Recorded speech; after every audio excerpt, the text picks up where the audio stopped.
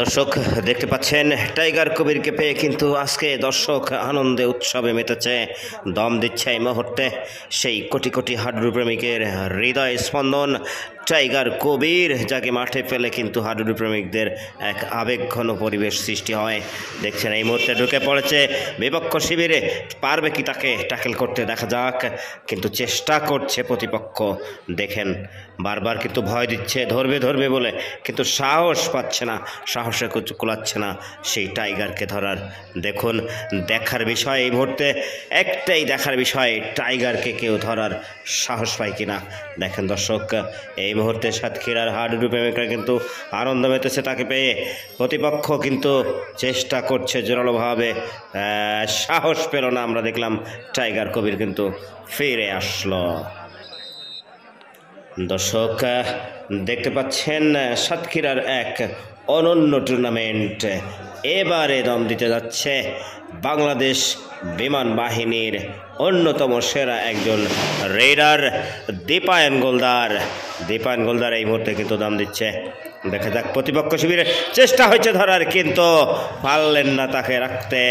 বাংলাদেশের অন্যতম সেরা একজন রেডার এই দীপায়ন গোলদার, তাকে কিন্তু পারলই না ট্যাকেল করতে। দর্শক আবারও যাচ্ছে কিন্তু সেই আবেগী খেলোয়াড়, 150 কেজি ওজন নিয়ে খেলছে, দেখতে পাচ্ছেন।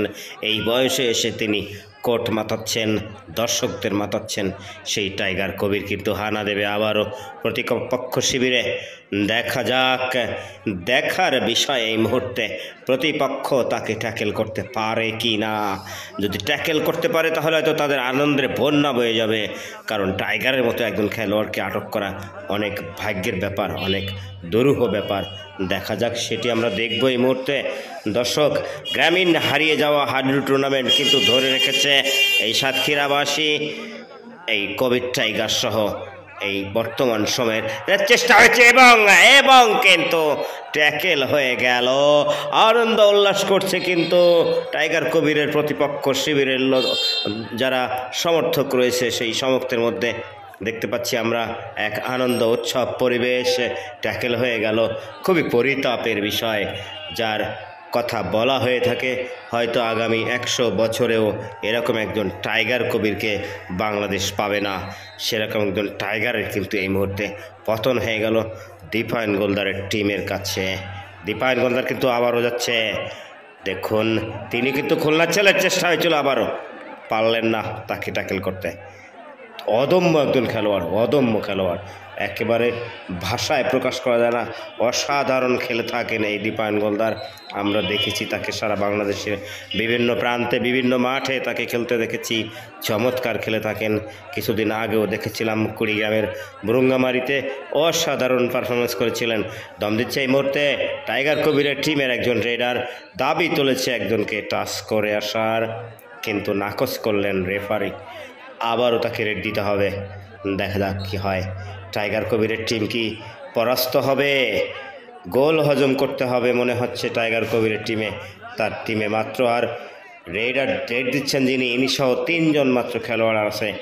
দেখা যাক, ট্যাকেল হয়ে গেল, কিন্তু তাকে ট্যাকেল করে ফেলেছে। আমরা দেখলাম ওই ভোলার হাতে ট্যাকেল হলো। আমরা দেখতে পাচ্ছি দীপায়ন কিন্তু আবারও যাবে। দীপায়ন কিন্তু একচ্ছত্র আধিপত্য বিস্তার করে ফেলেছে আজকের এই ম্যাচে। দেখা যাক কি হয়।